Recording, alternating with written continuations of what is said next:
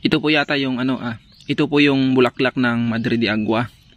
Namumulaklak po siya at kung may buto ito, pwede rin siyang itanim na buto.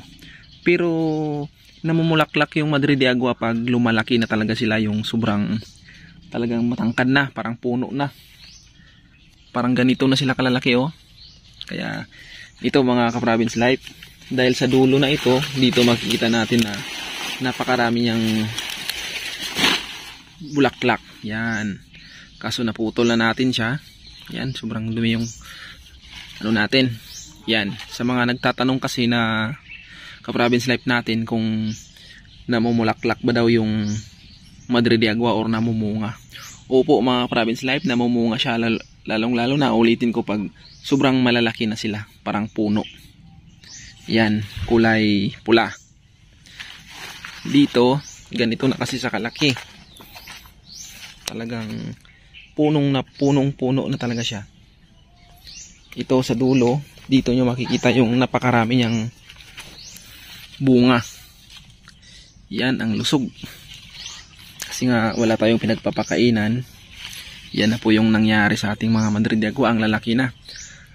Ngayon lang tayo ulit nakabinta kasi eleksyon nga, hindi tayo nakapagpadala kasi busy tayo. Tapos November 1, 2 walang padala, ngayong November 3 tayo magpapadala.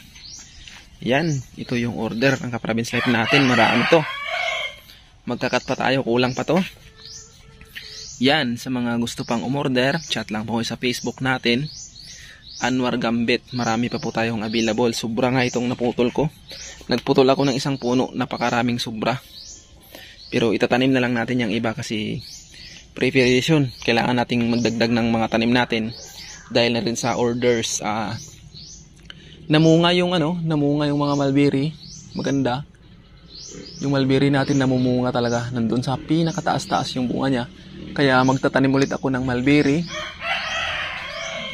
Kasi yung napakaganda yung mga bunga ng mulberry natin nasa taas. Basta magtatanim ulit tayo para mas sobrang puno na kasi sobrang taas na. Hindi ko na rin maabot.